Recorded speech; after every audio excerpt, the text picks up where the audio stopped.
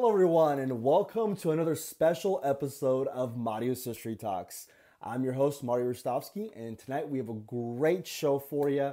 Once again, I am joined by my good friend and overall one of Macedonia's best friends, Nolan here, the great Noldini as he's known. And we have a great show for you tonight, a lot of things to get into.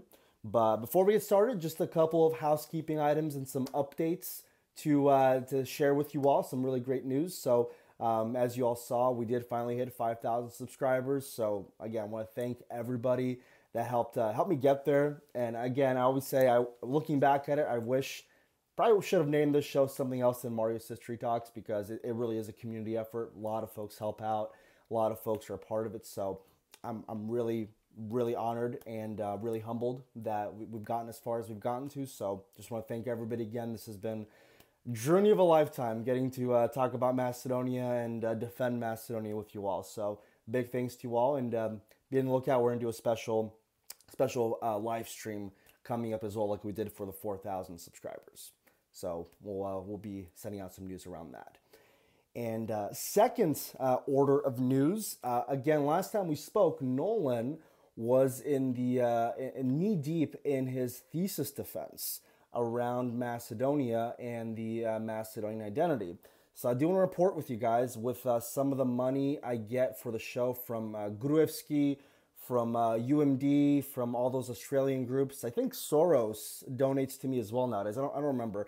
All those groups, basically, I was able to accumulate a sufficient amount of money to pay off the thesis defense for Nolan and get his thesis certification designation. So he passed his thesis after all, much to the chagrin of all the commentators on YouTube that thought he was, blowing smoke, where you don't want it blown. So Nolan, congratulations, man. Of course, I'm kidding, but some people are not going to think that. So I guess just gotta ask you, thanks so much. how does it feel? How does it feel that you're, the journey's over now, but how does it feel?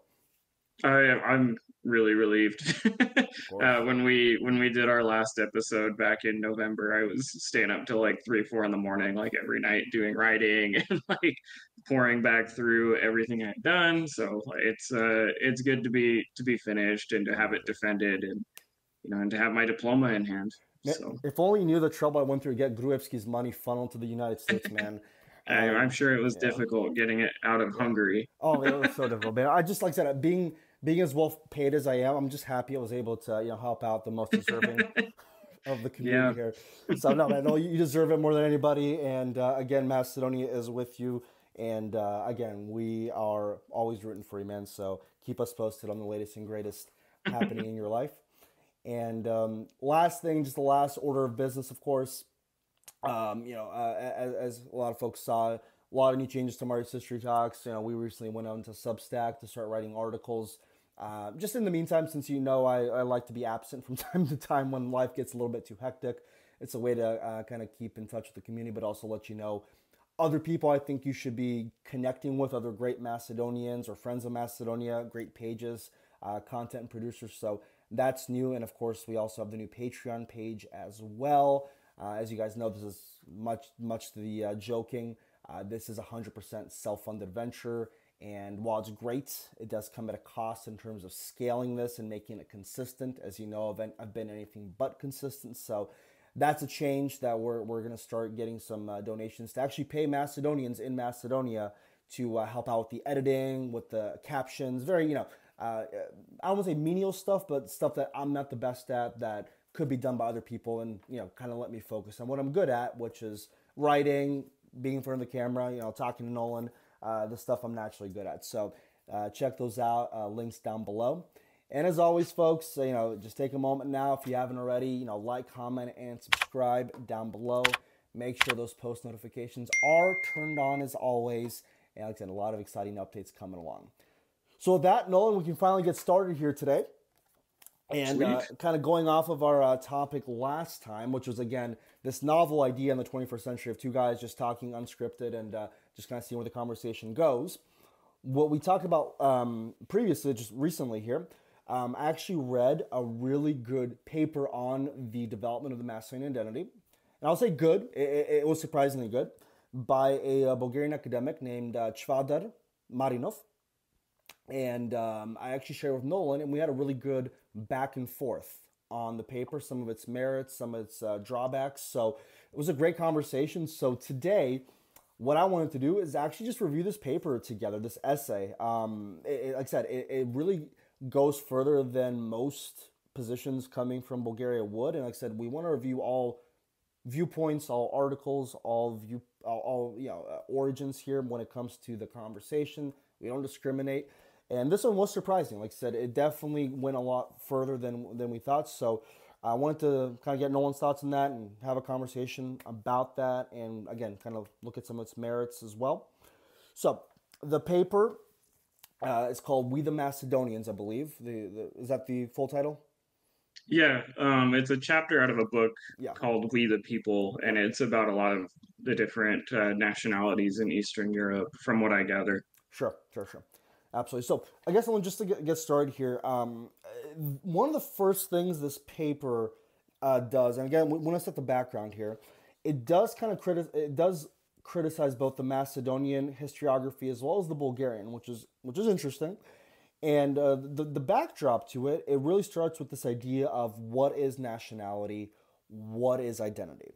It kind of critiques both sides to it. So one of the things that it says here, and again, we'll get into a little bit more of the specifics, but basically says this idea of a rooted identity that's always been there, maybe was forgotten and resurfaced, so on and so forth, does have some drawbacks. But before we even get to that, let's just start with some of the basics around what are, I guess, in your opinion, Nolan, the prevailing ideas of nationality that are current in the discourse, and I guess from that, what are your kind of own personal thoughts based on your research on kind of the fluidity of nationality at the time period? Okay. So just on nationalist theory in general, there's basically two major camps in that theoretical debate, and you've got the primordialists and constructivists on two sides. The primordialists tend to be people from like an older generation of scholars who felt that like nationality was something you're born with. It's determined by your blood, and it's a natural phenomenon. The constructivists, on the other hand, are people that believe that national identity and nationalism is a more modern phenomenon. It emerged sometime between, some scholars put it like in the 16th century. Some are more adamant that it's a 19th century creation, but generally it's considered modern. And it's a social construct. And so the scholars on the constructivist side are pretty much like people like Ernest Gellner, Eric Hobsbawm, and then you got people in between, kind of like Anthony D. Smith and Rebecca Greenfeld. And they're, they still, even those people that are kind of in between, they still fundamentally believe that nationalism is modern and it's constructed, but that there's more to it, basically, than just being, something constructed by the state or whatever. But it's a debate that is pretty much closed in academics or in academia. The constructivist won. So now it's just a matter of like, the questions being asked are really like, when does nationalism emerge as an ideology? And when do nations emerge? And like Ernest Gellner and Hobsbawm are of the idea, and even like John Broyley, that like the state is what creates national identity, and that states have the power to really enforce this. And they've done a lot of great work, especially on like the processes of how nationalism is developed in all over the world. But Anthony D. Smith, I think he has a theory called ethnosymbolism, which is kind of it still posits that nationalism is constructed, but it's not entirely done by the state, and oftentimes builds off of previously established ethnic identities. And I think that's something that really fits most nations in the Balkans better than other theories.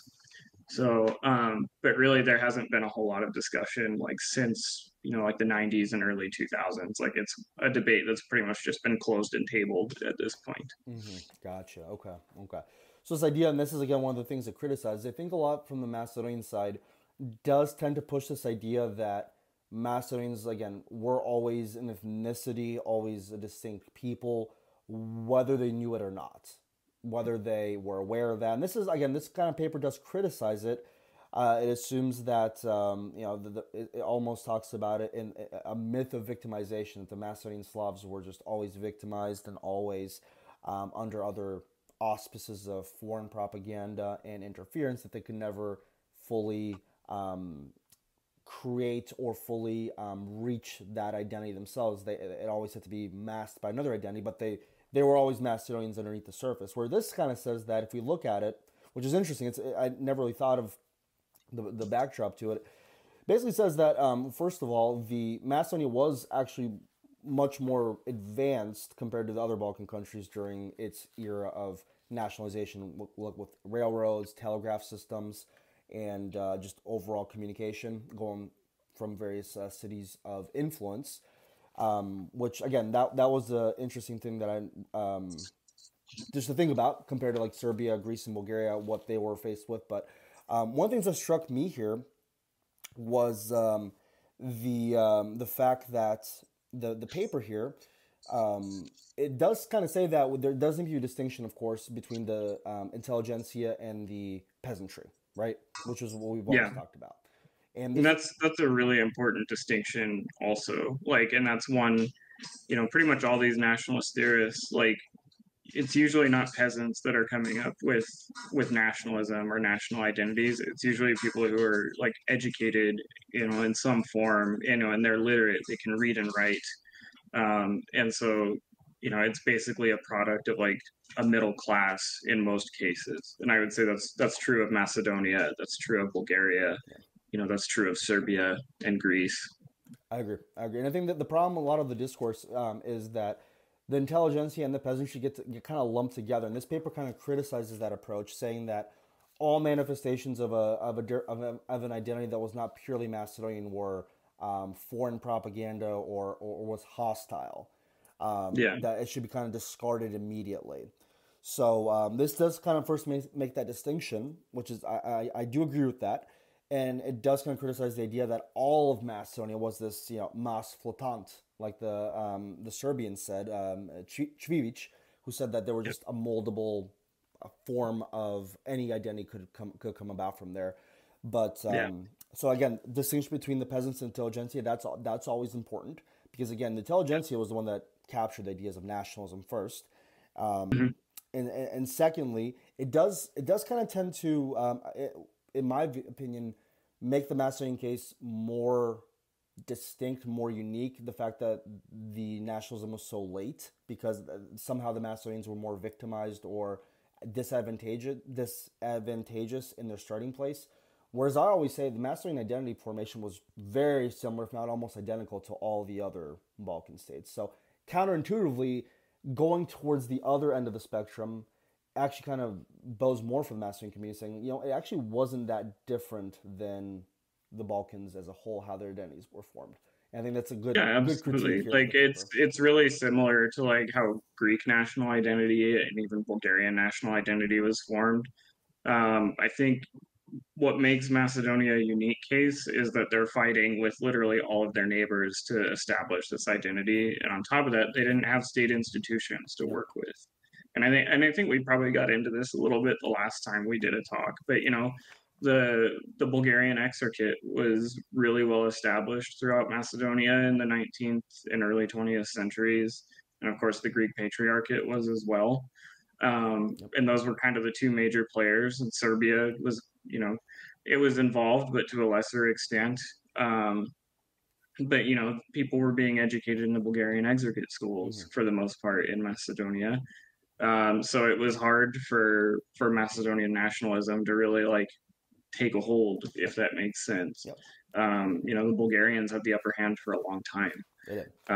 And like you were saying, this usually that's something that the Bulgarians don't want to admit to, is that like they had to basically convert people to this identity. And it's Jovan Cvijic's idea of like the floating mass or whatever, it's not entirely inaccurate. Like people who don't know how to read and write how are they supposed to have an idea of national identity before they're taught anything, Yeah. right? Like to some extent, we're all indoctrinated into our national identities. Like I wasn't born an American. I was created to Yep. be an American, if that makes sense. Yep. I You know, agree. so, I agree, and I think that's the part of like the whole floating mass thing. And while there are parts of it I agree with, having this language that like makes the Macedonians completely unable to express their identity and always being under the boot of somebody else and just always being disadvantaged. Again, that does separate the Macedonians as a unique case in the Balkans, which again, this paper argues against. It says like actually Macedonia was more developed than other Balkan countries during the time period, and the identities that did develop were in a form natural.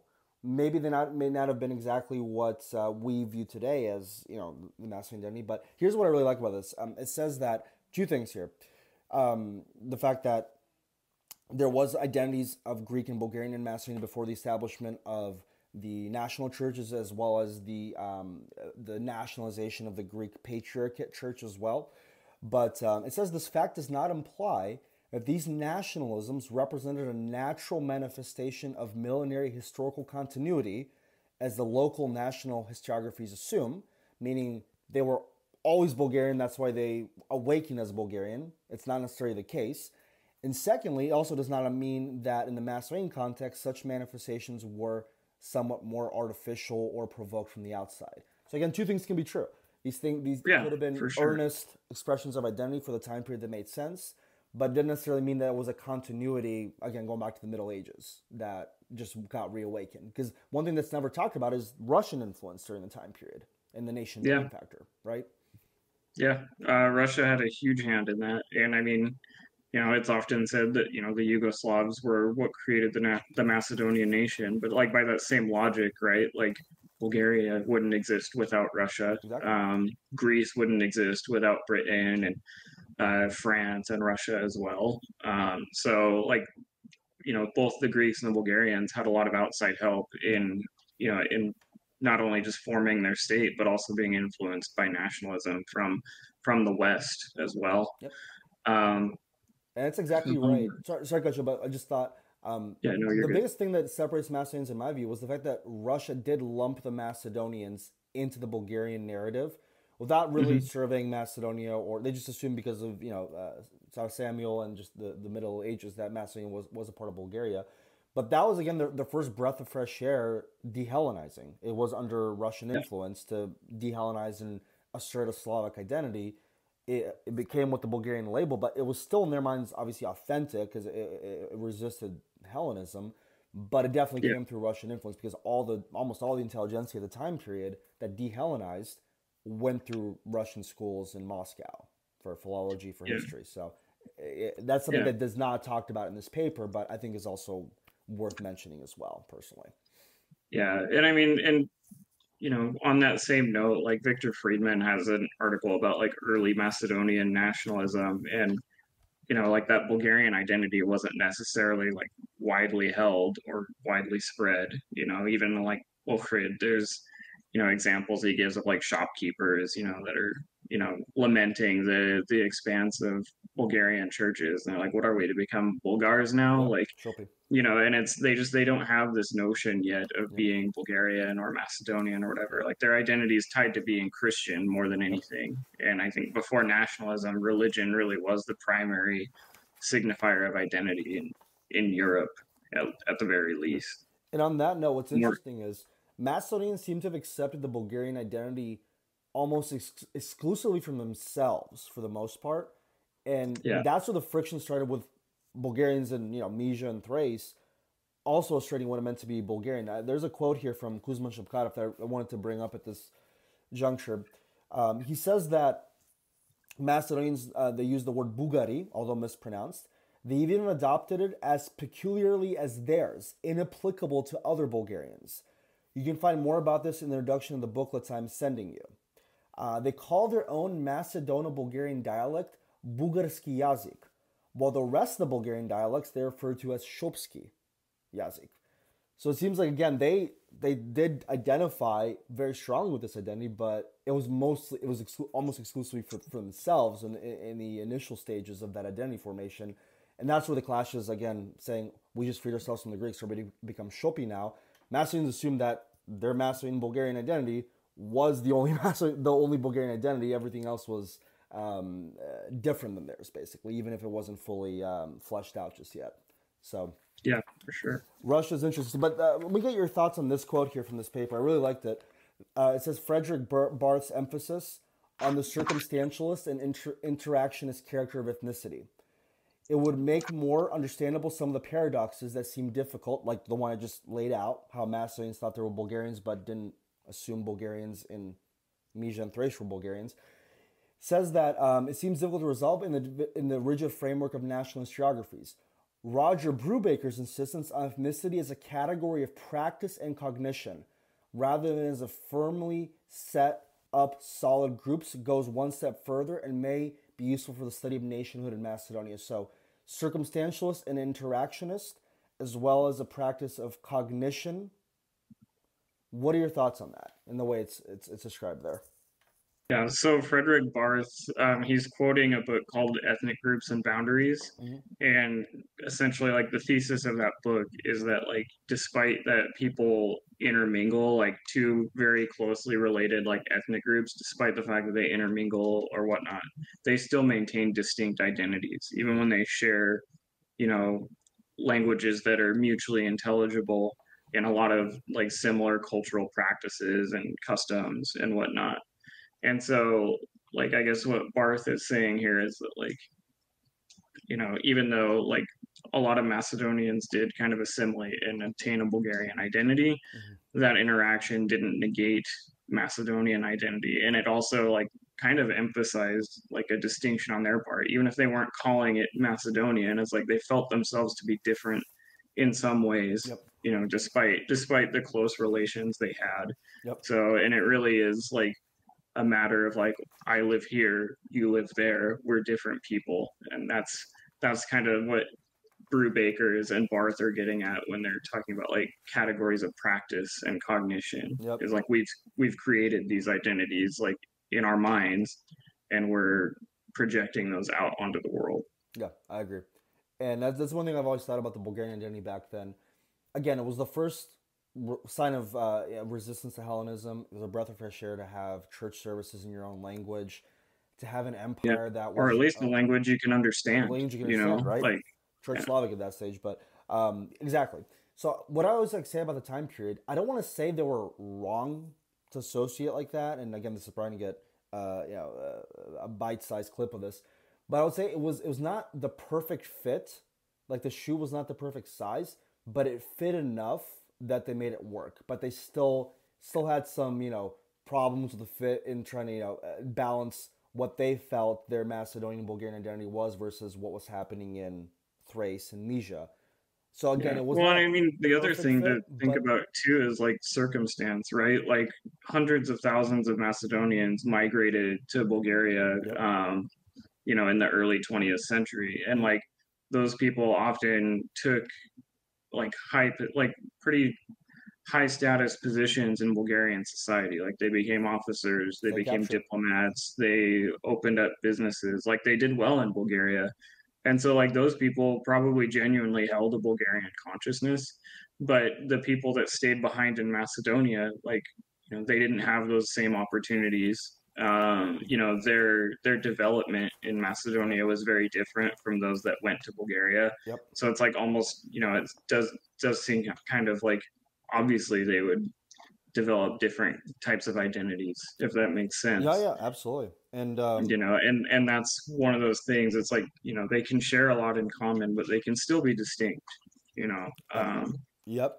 And I think that's what Emero was particularly critical of at the time period. There's an article here from the newspaper Право I want to get to later, but it talks about Pravo's kind of an unofficial organ of MRO. It says the internal organization differs above all from the Macedonian organizations of Bulgaria because it does not consist of the immigrants who found refuge in Bulgaria and were inspired by the great Bulgarian ideals, breaking all the ties with their homeland Macedonia.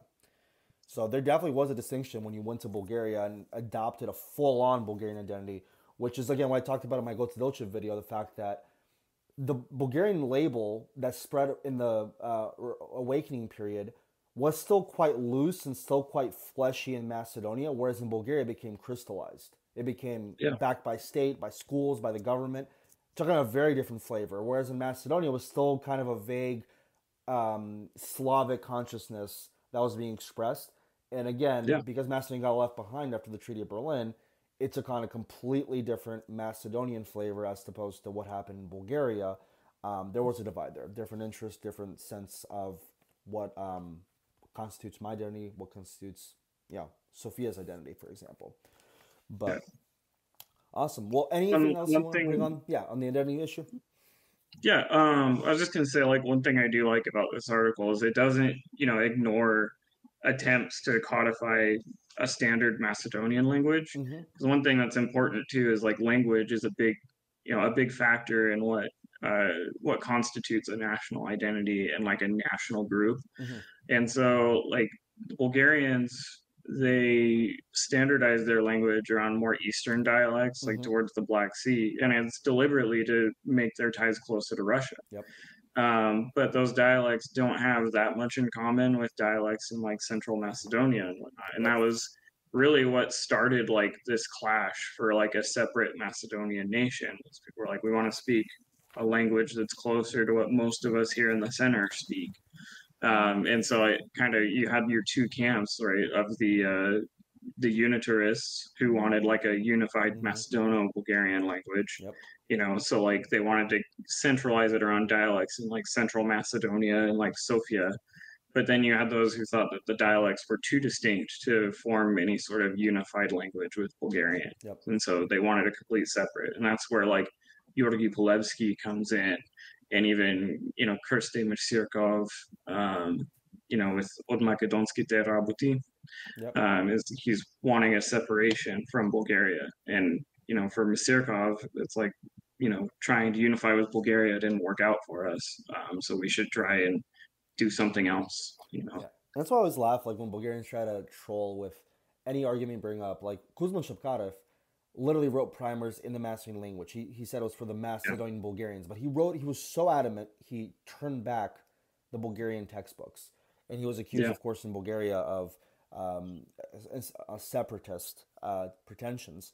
But yes, it says on the book, for the use of the Macedonian Bulgarians. And they're like, oh, look, that's proof they're still Bulgarian. But like, every enlightener during the time period resisted the codification on an Eastern dialect. Almost all of them did.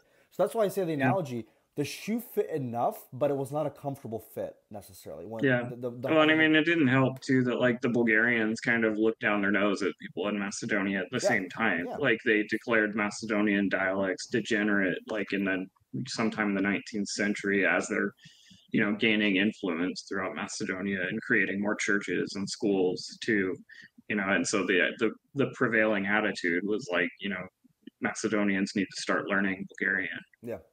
I agree, and I think that's the more pure dialects. That's the saddest thing. Even those that were like as earnest as they could be to try to become Bulgarian, like Grigor Prilichev, still got rejected. They could not master the Eastern dialects. I mean, Grigor Prilichev literally mastered Greek, the second Homer. Pure Greek. I mean, just the literary masterpiece of Amartos is, again, one of the best works of Greek literature, even though he wasn't a Greek himself. But his Bulgarian suffered so much, they said it stank of Arnauti and, Grčki, of Greek influence. So that's the saddest thing about Macedonians. I think, again, the way they accepted, the way they viewed the Bulgarian identity of the time period, they tried their best to incorporate and make it work. But again, the clash that existed with how Bulgaria proper interpreted that, it, again, always created those issues. So like Grigor Prilichev, by the end of his life, just gave up on both. He gave up on the Greek identity, gave up on the Bulgarian identity. He kind of had a early Macedonian identity. He kind of was more of an Ohrid regionalist than anything. But it's a reoccurring theme. A lot of folks that try their best to become the perfect Bulgarian based on what the principality or the church wanted, always clashed with it. Yeah, and if nothing else, like Macedonia is like a really good example of like why the primordialists were wrong. Because like, any like fair look at sources from this time period show that like identity in Macedonia is completely a situation in flux. Yep. Like, you know, Misirkov, for example, and like you said, Perlichev, you know, like they're still trying to figure out who they are and like what it means to be a Macedonian or what it means to be a Bulgarian. Yep. You know, it's not something that's just set in stone. Like they're figuring it out. They're figuring out what their identity is, and it's not concrete yet. And that's, you know, that's okay. Yep. And that's just, you know, that's just the way the time period was. Yep. You know, and like this article even says, like kind of that lack of an identity is kind of an identity in itself. I agree. Right. I agree. So, and I think it's like that sense of just being different right there is enough to create Macedonian identity. Yeah, and that's the thing I've become more comfortable with. They did not need a full-on separation of ethnicities, a full-on distinct ethnic Macedonian identity to still be Macedonian. They didn't need the full, you know, band-aid to be ripped off, because what Brailsford said in On Macedonia, Its Races and Future, he said, the national identity is still not formed yet, but Macedonians sing about their fatherland. They call it a fatherland in every song. They know their fatherland is Macedonia.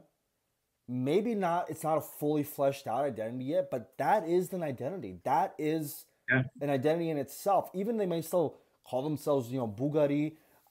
Their interests are still Macedonia. They consider their fatherland Macedonia, and they don't need to be a full-fledged, you know, conscious Macedonian like we may be today. They're not any less Macedonian either. Yeah. That's the bigger thing. They're not any less Macedonian, nor are they any more Bulgarian. Like, honestly, it varies, of course, but most people that were of the time period that did not have a fully fleshed identity had very strong ties to a Macedonian fatherland and Macedonian interests that were fundamentally different than what mainstream Bulgarian nationalism was produced in Sofia. You know, simple as that. Yeah. Perfect. Well, I do think even like early on, right? Like the early like testimonies from leaders that founded IMRO, like there was a time where they were pretty amenable to Bulgarian nationalism, but like over time, as they start like butting heads with the Supreme Committee, like you see them start to find a more independent streak. And that's important, you know. Good transition. I want to talk about IMRO in just a moment now. So we're going to talk about one of the first stages of the Macedonian identity formation, political loyalties and political separatism. But before we do so, just want to give a quick shout out, as you folks know, on Patreon now, and haven't done a full promotion just yet, but do have some generous new patrons of this work.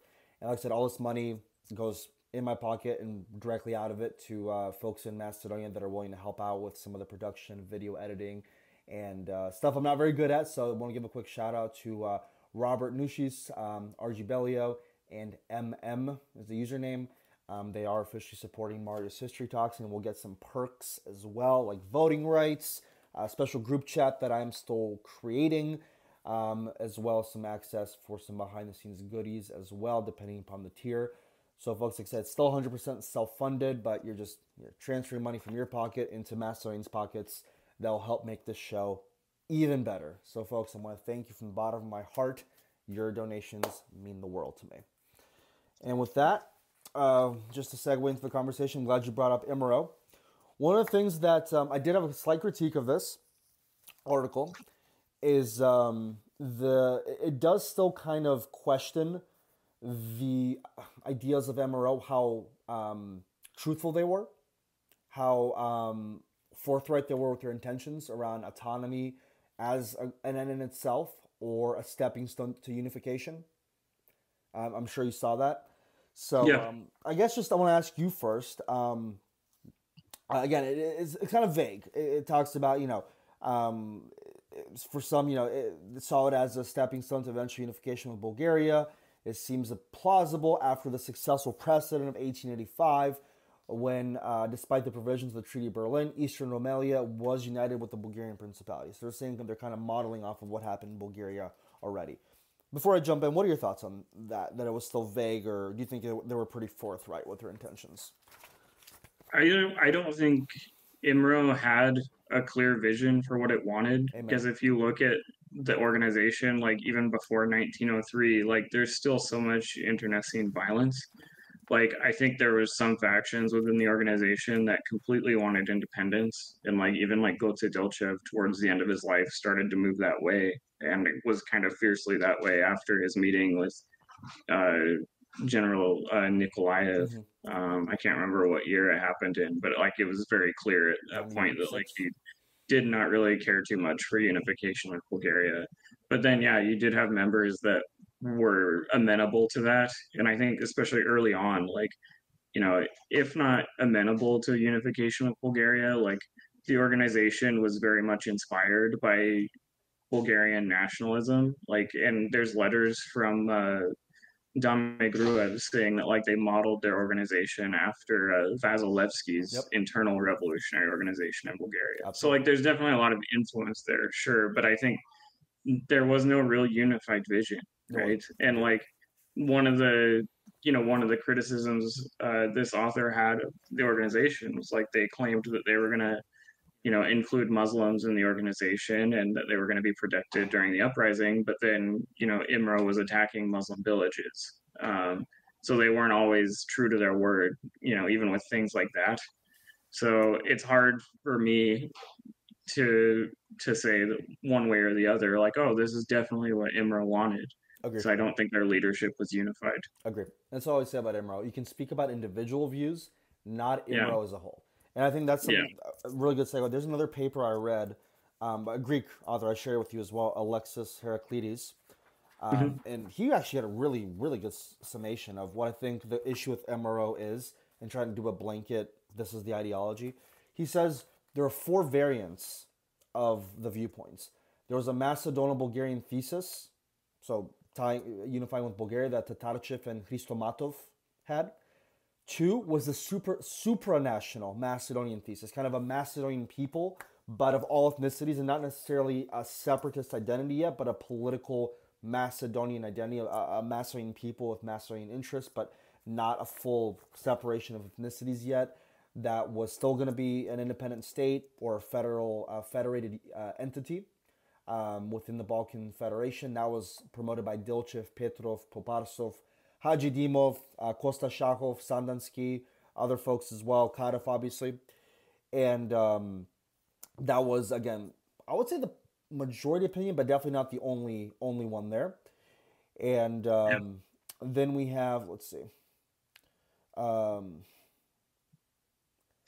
So this says 4, and there's another one that was basically talking about just a full-on separation and like also an incipient Macedonian identity being formed. And that was rare, but definitely Sarafov did speak about that. He said we the Macedonians consider ourselves a separate entity, a separate ethnicity. Our interests are not Bulgarian interests. And I think the third one here was kind of idea, not like a full annexation of Bulgaria, like fully Bulgarized, but like I said, still an autonomous region with as a part of Bulgaria, but still retaining Macedonian characteristics. So I think that's a better way to look at it instead of saying, oh, they might have wanted this, they might have wanted that. It's like, what individuals are you referring to? Because Dilchev, from all accounts, wanted statehood or wanted autonomy. He talked about it in the letter to Karanov. He said the small state. He called it Slobodna Državichka, a free statelet, a better way to put it. Peter Poparsov talked about an upcoming Macedonian state as well. The ones that did want a state or autonomous Macedonia definitely tend to be more on the left compared to and and the other thing too is like a lot of the autonomists were fully in favor of an autonomous Macedonia that was still part of the Ottoman Empire. Because they thought that was the best way to secure their territorial integrity and like create like a full Macedonian state rather than having it like partition was a big thing on their minds. They didn't want it partitioned between Greece, Serbia, and Bulgaria. And that's important in itself, right? Like, because Bulgaria initially was an autonomous province in the Ottoman Empire, but then eventually gained independence, right? Like after after the principality was established, it was still within the Ottoman Empire technically, even though they, more or less functioned as its own state. So, I mean, that's kind of what's assumed is what the Macedonian autonomists were looking at as an example. Yep. I agree with you completely. And that's another thing I think is it is incipient Macedonianism in their identity, even though, again, it wasn't fully formed yet. Macedonia was a fatherland. They wanted all of it preserved, not just the Bulgarian parts or where they thought, Macedonian Slavs lived. They wanted all of it preserved, right? Yeah. That is and this paper talks about it, it is a fervent identification to a fatherland, a homeland. That was not seen in Thrace. It was not seen in Mysia, Rumelia. It was not that's because again those nationalisms died out. The Macedonian one. Yeah, and that's like the Thracian movement is really interesting, and I don't quite have the answer for like why a Thracian movement didn't survive, but a Macedonian one did. Yeah. But it is interesting to look at, right? Like Macedonian nationalism as a concept survived, whereas Thrace, that one just is kind of forgotten even now. Like we don't talk about it that much. I'm just a chunk of coal compared to your history knowledge on this, but my view is the fact that Macedonians survived is because it wasn't a purely political idea for separatism. There was a sense of patriotism towards Macedonia, regional identity that was way stronger than anything else in the Balkans, where I think the Thracian one was more of a politically motivated idea of political separatism that was almost entirely built on a political nationalist view. Where I think the Macedonian one was a mix of political separatism, but also a form of Macedonian nationalism that wasn't, again, fully fleshed out, but added way more breadth and way more spirit to the movement. Even if it was, again, I mean, Emiro said it was a political separatism, sure, and that's what this paper talks about. Again, it wasn't a full-fledged ethnic separatism yet. There might have been in other places in Macedonia, sure, but in Emiro, it was not a full-fledged ethnic separatism just yet, but it was still a uniquely Macedonian movement and identity. And I think the bigger thing to bring up here, again, all these MRO people, and this talks about it later, were part of the Lozar movement, the Young Macedonian Literary Society. And that was a very strong expression of Macedonian identity. I mean, that was one of the first places of the intellectuals stamping Macedonia as a fatherland with love of the country. I mean, just talking about the topography, the cities, the history. Literally, the first page talks about Alexander the Great and Philip in the magazine. So these folks definitely were viewing their fatherland as Macedonia, with the Bulgarian element almost secondary. Yeah, and like we mentioned Georgi Polevsky earlier. Like, he was definitely a proponent that like the Macedonian Slavs are descendants of the ancient Macedonians, and it's interesting because like probably Alexander and the ancient Macedonians exist in that folklore, for everybody in Macedonia. Yep. So it's like naturally, of course, they would take that on, but it's kind of an uncomfortable topic to talk about, like in with regard to recent politics, right? Like we don't want to acknowledge that, but we do. Like you kind of have to. Like it's in our sources. Yeah, and this paper talks about it as well. It talks about the fact that early Macedonists identify with Macedonia, and like, don't give me, I hate when people like talk about us being Antichki. Like, MRO had their fare of Antichki in there. I mean, dude, all the folks were Lozari. The fifth page of the first issue of the Loza magazine talked about Alexander the Great and Philip. Peter Poparsov, in his brochure on Stambulism and its representatives in Macedonia, talks about how people are trading each other for a sum of money today. They're betraying each other. Whereas in ancient times, he says, our countryman, our kinsman Philip, used that money to conquer Greece, and today we're using that money to betray each other. He literally talks about their kinsman Philip of Macedonia, and co-founder of MRO. There's definitely a lot of references to the ancient Macedonians. Like when you get looking at like a lot of these like literary societies, and even like in the Kresna uprising and the rules of the Macedonian Committee, like they invoke the phalanxes that conquered the world and Alexander, and then you've got the rival Bulgarian government that invokes Khan Krum, and Aspera.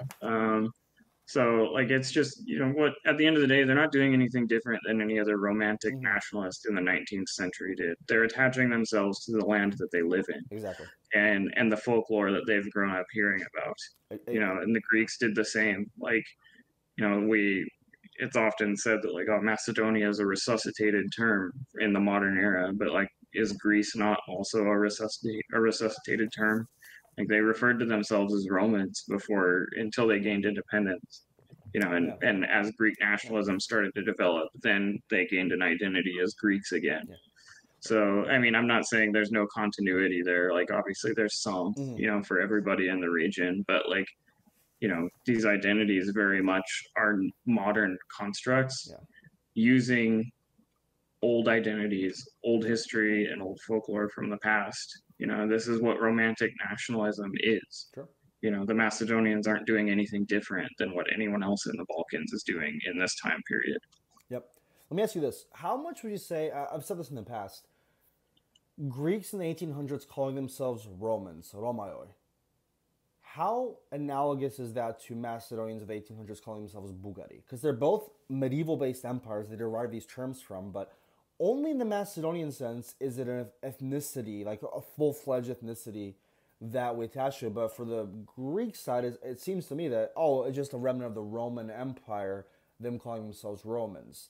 But there's not necessarily the ethnic component to it. How analogous do you think those are? Like, Romaioi, Bulgari in the 1800s as labels. I mean, there might be some connection there, and I almost wonder if it has more to do with like the church affiliation, right? Mm-hmm. Like, isn't that something that is a holdover from the church more than anything? Yep, absolutely. So that's what I would look at. I don't have a solid answer for you, but that's my thoughts. Is Yeah. like that's probably where that comes from. For the longest time, when I looked at the word Bulgarian in the time period, again, I'm not going to discount it and say, this, that, and the other. If they believe that, sure, I'll respect that. But I'm not going to look at it much differently than a Greek calling themselves Roman at the time period. Yeah, I'm not going to look at it yeah, because it's a medieval empire, and the term, arguably, is I don't want to say it's completely exogenous. I mean, obviously there's a connection there, but ultimately it's not. It's a term that was shifted over a period of time because it did not yeah, accurately represent who the people were and how they felt their identity to be. Simple as that. yeah. So I view them very similarly. Yeah, well, and like it's just another example of like names and identities can shift Hmm. over time. Yep. Like what it means to be a Bulgarian, in the Middle Ages is probably very different from what it means now, Yep. right? Um, Same as and yeah. what it means to be a Roman is Yeah. probably very different, in the Middle Ages compared to like, sometime in like late antiquity. So, no, Um, which empire do you think about the most? The Roman, the Eastern Roman, or the Macedonian? Obviously the Macedonian Really? Empire. Like look at my room. I mean, it looks very. It's Macedonian, but it's Byzantine. You got everything in there. All the Yeah, yeah. Byzantine On the other princes. wall, I've got like Serbian and Bulgarian flags, so it's very cosmopolitan. Hey, spirit of Gotsadolcev himself. But Yeah, really quick, what I did want to bring up here, two things I really liked about this. Um, this section here about Emero. It does say that, I mean, it's such a mute point, but like whether the organization was first called Bulgarian Macedonian Adrianople Revolutionary Committee, it leaves it as a possibility, but it says it's quite upfront that it does not exist in any of the memoirs of the founders of the organization. That's a big point for Bulgarian to make, that it does not yeah, exist in any of the memoirs. So that hats yeah. off to you. Absolutely. But what's interesting is, I mean, Macedonian books openly said it could have been called that. And they're like, this is the Yeah, Yugoslav history of the Macedonian people. It openly says that it could have been called that, and it doesn't mean anything really in the grand scheme of things. yeah. Here, it says it Um, right here. it is. Yeah, it is like it is interesting. Like when people get into like this argument about like what the organization was originally called, and I don't think like honestly, I don't think it matters that much, Yeah, And I think for a lot of leaders in IMRO and also in the Supreme Committee, like the ethnic identity wasn't their primary concern. exactly. Like look at Boris Sarafov, 100%. like he was someone that, depending on who was willing to give him more, status, wealth, power, whatever, he would shift their ideas. Like there's quotes about him saying, it's even quoted in this article, like, oh, the Macedonians are a separate people. But then he becomes president of the Supreme Committee, and Macedonians are Bulgarian again. Exactly. And it's like if ethnicity didn't mean that much to these people, like, should it really matter that much to us what their ethnic identity is?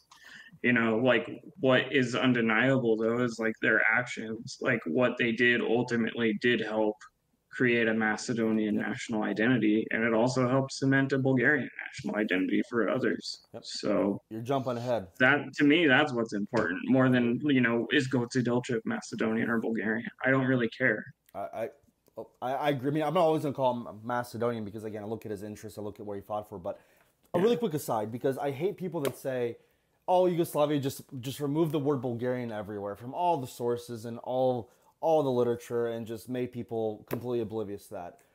Okay, in some cases, sure, yeah. Let's just for the sake of argument say that's true.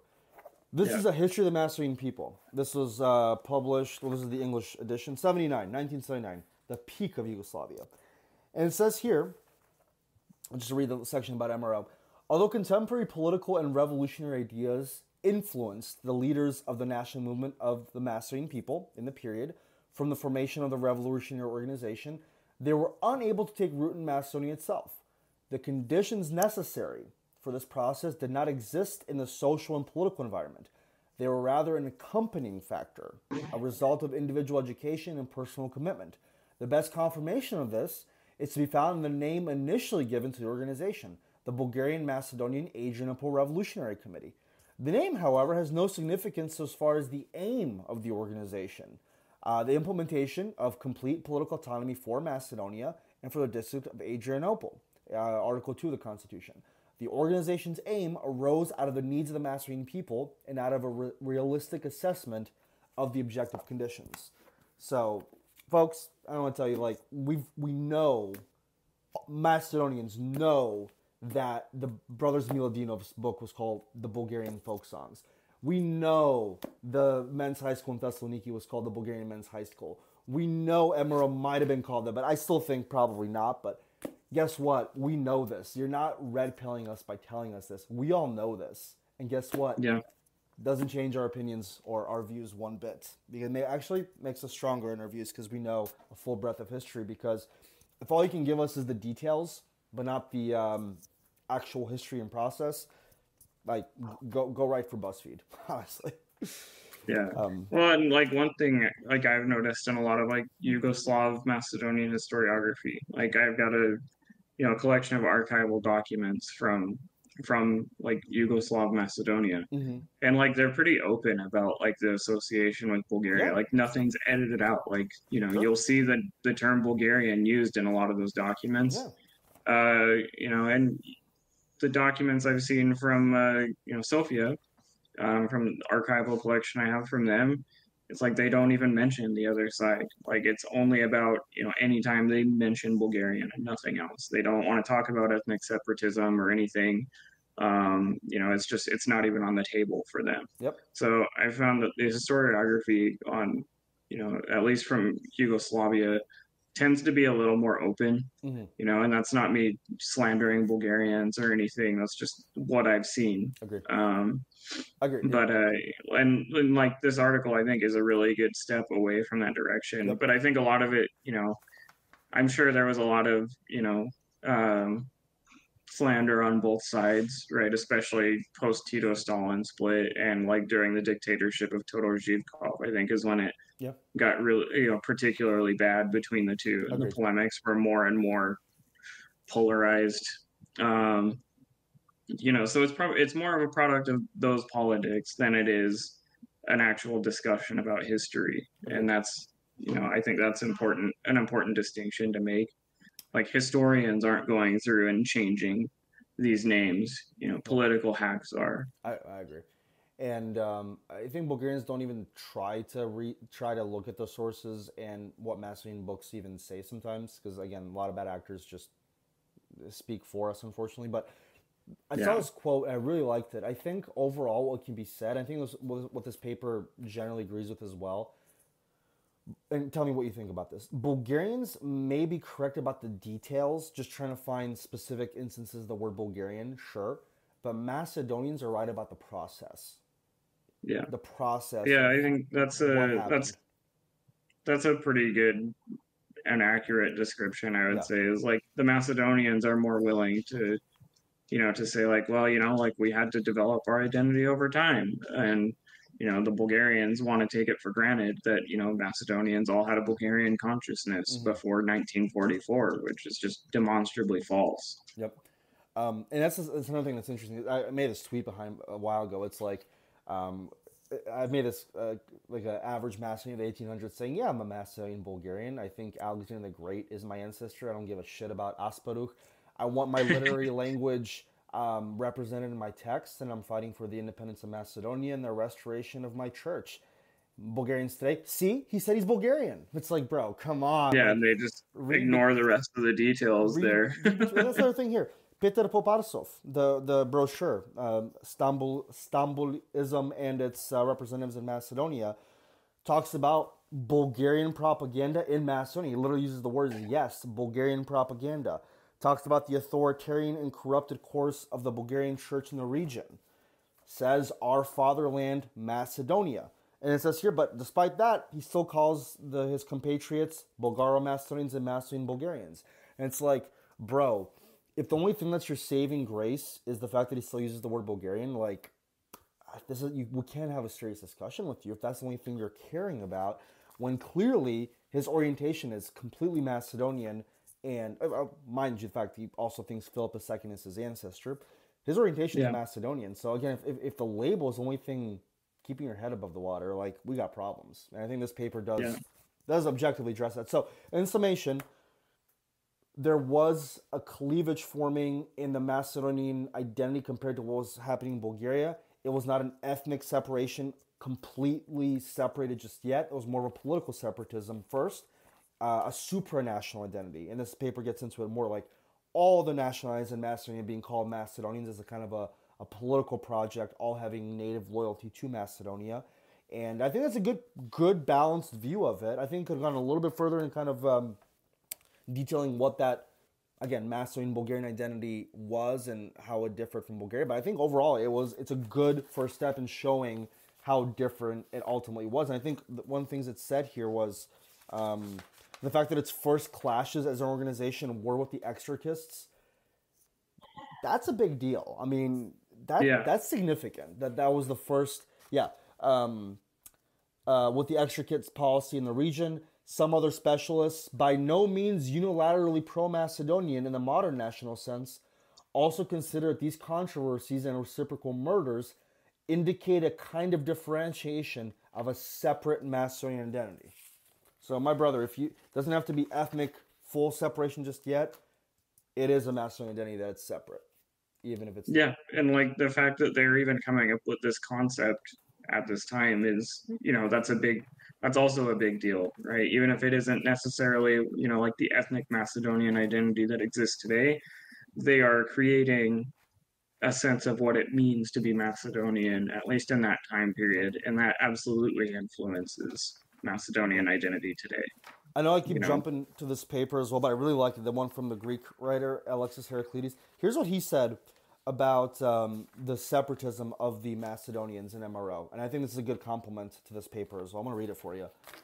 He says, as a scholar of ethnicity and secession, it seems to me that the assistance from as early as 1893 onwards for Macedonia not to be part of Bulgaria does imply something significant, if compared with the attitude of other ethnic brethren, such as the quest for Italian, German, and Romanian unification, or the case of Greece, with the quest for union with the motherland by the Epirot Greeks from the 1890s until the 1920s, even as the late 1990s, the Cretans, as well as the faraway Pontic Greeks. They all wanted to unify with the motherland, whereas Macedonians still wanted to keep their interests separate.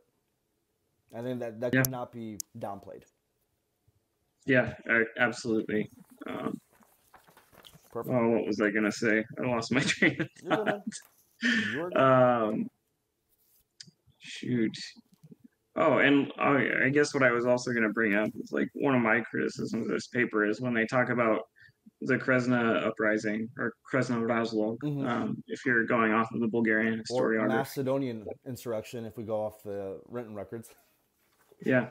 But anyway, like when he's in his section on that, he's talking about the the ethnic usage of the term Macedonians and like the rules, constitution that the rebel committee set up, which was, to kind of outline what a future Macedonian state would look like.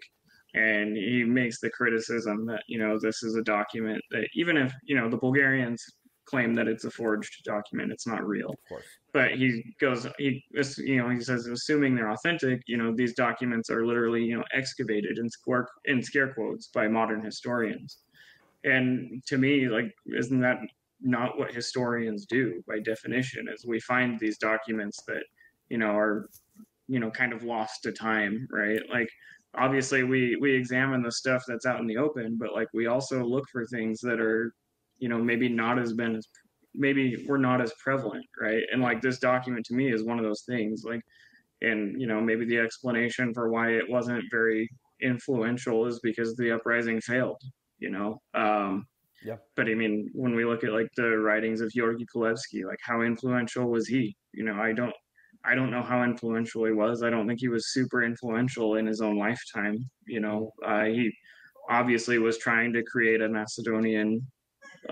codified Macedonian language, and he had ideas about, a Macedonian national identity, but I don't think it caught on until much later. And even like what Macedonian nationalism means today, I think would be very different from what Georgi Kulevsky thought of it. But this doesn't mean that these ideas didn't exist. Correct. It doesn't mean that they're not important. It just means that they didn't, even though they existed, they didn't have the traction they needed to be widespread against, Bulgarian influence at the time. Correct. And sorry, just one more thing. And like, the Bulgarian accusation is like, it was Serb propaganda that created this. But, I don't even think, pretty sure even like Stoyan Novakovic, didn't claim to create these ideas. He just helped promote them, because for the Serbs, it was enough that Macedonians are not Bulgarians. Like they didn't really have a case for saying that Macedonians are really Serbs. So to give themselves an equal claim in the region, it was enough that they're not Bulgarian. But that's, just because that's a useful bit of information for them doesn't mean it's not true.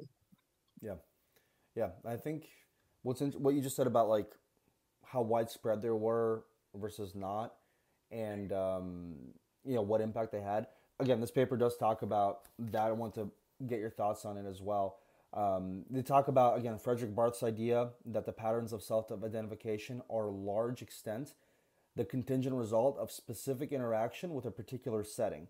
And what he says in there, I love this, that even the MRO's founders, like Peter Poparsov, in his brochure, he literally goes as far as to say exhibited signs what can be marked as a situational ethnization in a Macedonian sense. So like situationally ethnic in a sense in spurts throughout history based on the interaction in a particular setting. And I love that. I think that is as close as we can get to a very balanced explanation, like especially thinking about Pulevsky. At one times he was a Serbian patriot, other times a Bulgarian, sure. But again, he still had Macedonian consciousness, and I identify the people as a separate people. Situational ethnicization of a Macedonian sense. Same thing with some of the founders of MRO. What are your thoughts on that? Because I personally like that explanation. Yeah, no, it's definitely interesting, right? And like, I know we keep coming back to this, but like, identity is very dynamic and it can change based on different circumstances, right? Like if, a group of Greek guerrilla fighters shows up to my village and points a gun at my head and says, "You're Greek now." Like, I'm probably not going to say no unless I feel like getting shot that day. And then the next week, if the Bulgarian bands come and hold a gun at my head and say, "You're Bulgarian now," probably not going to say no to them. Yep. And so then my identity changes from Greek to Bulgarian just based off of that. Yep. Or if, we have a Greek church in the village and they charge us money that we don't have to maintain and keep it there. But then the Bulgarians come in and say, "Hey, you don't have to pay us anything and we'll give you a teacher for free." Yep. Well, now we're Bulgarians. That's exactly what Brailsford said. Yep. Yeah. I mean, that's like, I'm basically paraphrasing Brailsford there, but I mean, these are things that were told to him. No, absolutely. So You saw firsthand. And I think that's the thing about Brailsford.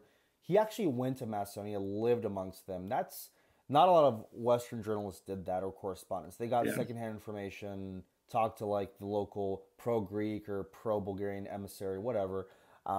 Brailsford again is unique in the sense that like he actually went up, lived amongst them, and which a lot of Macedonians never had that type of interaction before. And he saw between the veneer, right? I mean, he said they are Bulgarians today, but this is because Bulgaria knows how to attract them. He saw beneath the veneer, and I think that's again what exposure does to you. You do see the differences. But and he was someone that was very Bulgarophile. Like he was an advocate of their case a lot of times too. So the fact he could see that while still being very pro-Bulgarian is interesting. Mm-hmm. Yep, I agree. And another quick thing here about kind of the paradoxical nature that I like that it brought it up, because this is not a common occurrence for sources. Talks about the anarcho-socialist newspaper, the Malishevsky Balkan. And again, anarcho-socialists tended to call Macedonians as a separate people, but still quasi-political, quasi-ethnic. It was kind of a mix in between. They said that Macedonians are neither Greek, Bulgarian, or Serbian because they're political slaves first. Like, doesn't matter what the hell they are, they're still slaves first. But it talks about how the Malishevsky Balkan, as early as 1897, talked about Macedonians as being distinct from both Bulgarians and Serbs, those nations closest to us. But it says that in the Malishevsky Balkan, this Macedonian nationalism is not consistent. As later on the same articles, the articles talk about Macedonians being Bulgarians.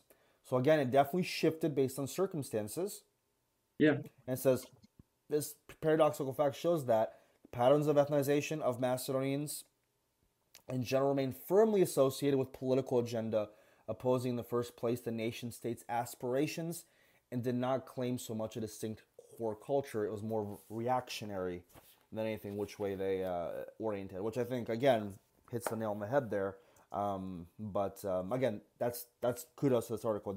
That's not a common source, because you hear about the regular, organs and newspapers and speeches. That's a rare one, but it is significant because I have heard about it. So yeah, just wanted to bring that up. Anything else, Nolan, about the ideas here about the political separatism of the Macedonians of the time period, and anything else that caught your attention in this paper? I guess I have one more kind of general thing, and it's kind of tied towards like nationalist theory, right? It's if you read Anthony D. Smith's, it's Nationalism and Modernism. He talks about ethnosymbolism and like the fact that a national identity has to like resonate with people to be considered authentic. And I think it speaks volumes that ultimately like Bulgarian nationalism it didn't resonate with Macedonians the same way that like Macedonian nationalism later did. Yep. Even when they allied with Bulgarians, it's like there was still kind of this peculiarness to being Macedonian even in Bulgaria. Mm-hmm. So, and like that resonance is really important, and the Bulgarians just didn't attach that for most Macedonians, and I think that's something Bulgarians generally don't want to accept. But I mean, especially as you get out of the early 20th century and into like post World War One, when the Macedonian nation is even like officially recognized as a nation by the Comintern, it's like that identity didn't come out of nowhere. Exactly. Somebody had to help construct it, and the Macedonians did. They had help, sure, but they did construct their own identity. They were trying to separate themselves from everyone around them, even though they were trying, they were basically being forced to either be Serbian, Greek, or Bulgarian. Yeah. So that, that sense of being different in itself was enough to create that identity and start developing like a true national identity. Sure. Yeah. So, and one that resonated and stuck with people. I think that's what people tend to miss. They think like the Macedonian ethnic concept was just so radical and such a break from the history. It's like, dude, the fact that it was so accepted shows that it was very close to what the quote-unquote Macedono-Bulgarian identity already was. Strong regionalism, push for autonomy, representation of interest, local language, restoration of the church, links to antiquity, the Macedonianness being preserved. Like, dude, that's 90% the Macedonian identity. I mean, if again, you need, that's what this article kind of says, that the ethnic nature maybe wasn't as widespread amongst people for it to catch on, sure, but it was so close already. Again, it was just still attached to the Bulgarian label, but it was already so close to what the Macedonian identity would become. And I think what I love about you just said there about Macedonians, allying with the Bulgarians, but still wanting to emphasize their Macedonianness. This is another researcher, Ivo Banak. I love what he said. He said, when Macedonians dealt with the Serbs and the Greeks, they brought to the fore their Bulgarian features. But when facing the Bulgarians, they invoked their distinct Macedonian characteristics. And I think that's it hits the nail on the head. Did you say that's from Ivo Banats? Yeah, Banats, yeah. Yeah, that's a great book. I read that part, or at least the parts about Macedonia while I was writing my thesis. And like some of his ideas I don't agree with. But... Yeah, he's got some shady stuff as well, let's be real, but yeah. But no, he's very tendentious. You use the ammo. It's like you use the ammo that you have, that's the biggest ammo, right? I mean, you feel a certain way based on who you're with. So like me as a Macedonian American, when I'm here, I love America. I mean, hey, go USA, but like I'm very critical of like a lot of stuff going on here. I hate that I can't, walk on the street because nothing's walkable here. I hate that there's no, cultures around city squares or just a bunch of stuff we have in Europe, affordable healthcare, whatever. But when I go to Europe, it's just like America, like number one. Like I invoke like the most zealous American patriotic version of myself that I can't. I'm like, this is how you live. Like I'm gonna get a Hummer here. This would be a great Walmart. Like when I'm there, I'm super duper American. I am just America first. America number one. Kick those commies. Here I'm just like, dude, like come on, America, let's get your stuff together. So I understand that completely. Like you use the biggest ammo depending on the situation of who you're dealing with, the situational aspect of your identity. And and the grass is always greener on the other side. Sure, so. The grass is always greener on the other side. But what I want to talk about, exactly what we just covered here, this is, I think, the crux of this, really. It talks about the leftist ideology that took over since 1904, particularly like the Sandanski ideology and the Tsarist Revolutionary Committee. And how they really started to view Bulgaria as hostile, right? As an actual enemy. Not just the state and the church, but just Bulgaria as a whole. So let me just read this section to you. This is under the after the post-Ilinden and after period, the left-wing autonomism against Bulgarian state nationalism. I love this section here. Quite indicative for the leftist ideology seemed also the attitude formulated by the Rila Congress vis-a-vis the Bulgarian exarchate. The organization declared its intention to counter the activities of the latter that are led in the spirit of Bulgarian state nationalism. The Bulgarian historian from the interwar period and Macedonian activist Christowe and the Bulgarian specialists nowadays do not find a real explanation for this anti-neutrality and the lack of any reason whatsoever in such formulations. The activists of the revolutionary departments of Ceres, Strumica, and Salonika nonetheless stipulated that the Macedonian question cannot be resolved if it was formulated as a part of a Bulgarian national question. In this manner, the policy of Sophia was completely identified with the adversary character of Athens and Belgrade. Bulgaria was clearly treated by the Ceres activists as a foreign, hostile force, and Sandanski condemned what he called Bulgarian imperialism. According to him, the Macedonians had to emancipate themselves as a self-determining people. So first of all, wow. But again, everything you just heard there, and let's just acknowledge, they still call themselves Macedonian Bulgarians. And you just heard that. And it's like, what is left? And I came up with this. They're BNOs. Bulgarian in name only at this stage. At this stage of the movement, with the leftists, Bulgarian in name only. You're talking about your capital, your spiritual center of what's supposed to be your homeland as a hostile foreign force. Talking about the adversary nature of Bulgarian state nationalism. linking them to Athens and Belgrade, which is anathema. Imagine telling a Bulgarian, "Hey, you're no better off than Belgrade was." They'd lose their mind.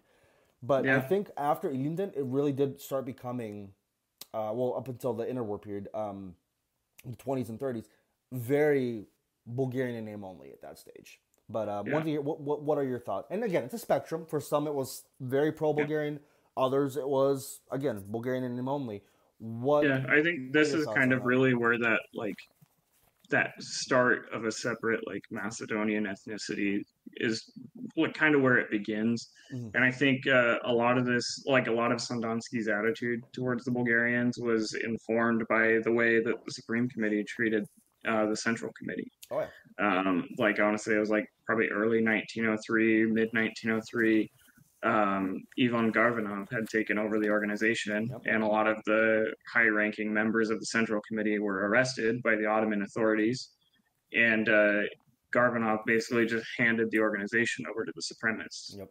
And a lot of people were killed that would have opposed that measure, but they were the ones that launched the uprising before anybody was ready against the judgment of Gotsedelchev, Sandansky, and others. It was, they just kind of had to go along with it. But I think that's really where the organization itself does take on a more Bulgarian character. And those who were more autonomous-minded start feeling more and more alienated by it, especially after the failure of the Ilinden uprising. That's what I want to ask you. Even though it's mythologized now, to what extent do you think the failure of Ilinden did show Macedonians that their interests were they were gonna be definitively separate from those of Bulgaria at that stage? To what extent do you think it kind of the light bulb moment happened for the movement and the revolutionaries after Ilinden? I think probably when the uprising started and they were starting to lose ground to the Ottomans, and more villages were being burned, and the Bulgarians did nothing. Yeah. That's a pretty significant mark against Bulgaria for the autonomous-minded Macedonians, and I think that's when people were like, "Oh, we can't trust these people." Yeah, I meant something reviewing the aftermath and the rubble, saying "Oh, Bulgaria kind of forced us into this uprising. We didn't want to do it ourselves, but they kind of forced us." And because to me, it's after Ilinden, Avamaro, once factionalized, it becomes very overtly left. Right before all the sectionalism happens, it takes on a leftist characteristic after the Rila Congress. Right, so Sandansky's views kind of become dominant. So I'm thinking he's kind of the way I understand it is he wasn't really there as a representative of IMRO, was he? Or is he just kind of in his own little faction of IMRO or a splinter faction? He was of the Ceres. He was head of the Ceres region.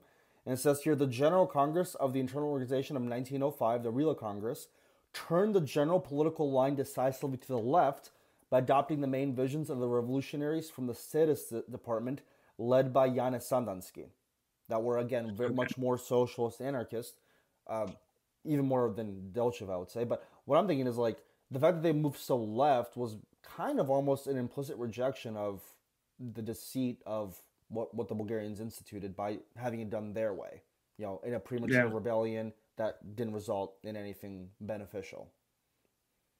Yeah, I mean, to me, that seems like there's a conflict between this narrative and what Duncan Perry says, where the supremacists have basically taken over the organization, and the organization is just Bulgarian at this point. So I don't know. That could be an issue with the historiography, or maybe that's maybe that's even something wrong on my part. Maybe I'm understanding it wrong. Yeah. But I do think the supremacists definitely had the upper hand. Bulgaria definitely had the upper hand, and over time, right? IMRO became very pro-Bulgarian under Ivan Mikhailov and whatnot during the interwar period, and those that were kind of Sandansky just kind of broke off and went their own way. They did break off. Yeah, I mean, again, for a period of time, it did veer left, but then it split, obviously, right? So there was different factions, the brother homicides, obviously, brother wars during the time period. But again, I think personally, yes, it was kind of a wake up call against doing the Bulgarian way. So really, this is what I like here. Just another thing I want to read up that I like about this article. Um, again, labels and details versus process. The leftists were very adamantly against Bulgaria and did start talking about the Macedonian people as a separate entity, but it wasn't fully ethnic yet. It had semblages of ethnicity, but it wasn't fully ethnic yet, is kind of what the paper says. Although they do not contradict the idea of Bulgarian ethnicity and of Bulgarian nation within Macedonia, fair, the aforementioned autonomist and independentist stances may hardly be seen as an expression of mainstream Bulgarian nationalism, or to put it into indigenous terms, of a Bulgarian state nationalism. The separatist motives in the organization's ideology, emphasized for Ilinden, rather reinforced the supra-national agenda, which was decidedly not Bulgarian. So again, I just highlighted that. I really like to, yeah, again, you can call it Bulgarian, but it's very much not what mainstream Bulgarian nationalism was. Yeah, absolutely. And even like, even under Mikhailov, like they clashed with the Bulgarian government. Um, so I mean, Macedonians always seem to be directly at odds with what the Bulgarian state wants and what they want, even when they do have even when they do take on a Bulgarian consciousness. And really, like, especially in this early, before the interwar period, before World War One, like early 1900s, before and after Ilinden, like the labels probably don't mean that much. Yeah, no, it's they served their use, but again, I like the analogy. It fit enough, but it was not a perfect fit. Yeah, That's kind of how I bring it up. And in this paper, again, it's a balanced view on what was happening there. So again, might not have been on purely ethnic terms, but again, everything else is extremely Macedonian separatist. Even again, the ethnicity was the last thing to separate. Again, it was very first cultural, then political, religious, finally ethnic, obviously, but which again I think is a good way to look at it. But one thing I did want to bring up to you, Nolan, that was interesting to me in this paper, and again, it's kind of a minute point, but it does say that paradoxically, MRO's views on like autonomy, supranational identity, resisting foreign influence, it was very Ottoman based, meaning it was based off the Ottoman system, how like the Ottomans were all like supposedly brotherly people living together, different nationalities, different religions, mistrusting of foreigners, strong sense of regionalism, so on and so forth. And I never really thought of it like that. That MRO was actually paradoxically influenced by Ottomanism, similar words. What are your thoughts on that? I've never heard of it phrased like that. It talks about it towards the end here that the Macedonian Ottomanism on the left, that it was a form of that on Macedonian terms. What were your thoughts on that? Because I guess I hadn't heard that either before reading this, but it is an interesting perspective, right? Is they've got kind of a more like broad idea of like what kind of place they live in, if that makes sense. mm-hmm. And it does make, putting it like that makes sense as to why like Sandonsky ended up, basically siding with the Young Turk Revolution. Yep. Yeah, everybody. But so it's an interesting perspective for sure. And it does kind of explain Sandonsky's later, post Ilinden actions. Mm-hmm. Mm-hmm. I think this even stretches it further, even to like the 1893 movement, because it says like even the anti-exarchist pathos of the Macedonian revolutionaries is partially inspired by previous anti-clerical traditions that were there, and again, it was particularly of the time period, but let me see here. Specifically, like the idea, they didn't want religious nationalism. They wanted a brotherly cohabitation of different peoples and faiths for the sake of common prosperity. Equal treatment of every nationality and confessional group, but around a leading element. Like the Ottomans were supposed to be the leading element, the Macedonian Slavs would have been a leading element. So, and regardless of nationality, everybody could partake. So, I never thought of it in those terms, but I don't see any reason as to say it's not. But that's just a unique perspective that I thought was. Well, and it's probably too like just a realization of the fact that like they live in a very like ethnically mixed territory. Mm-hmm. Like so like hardly in any area of the country, is there an actual like majority that constitutes like the majority of the whole region.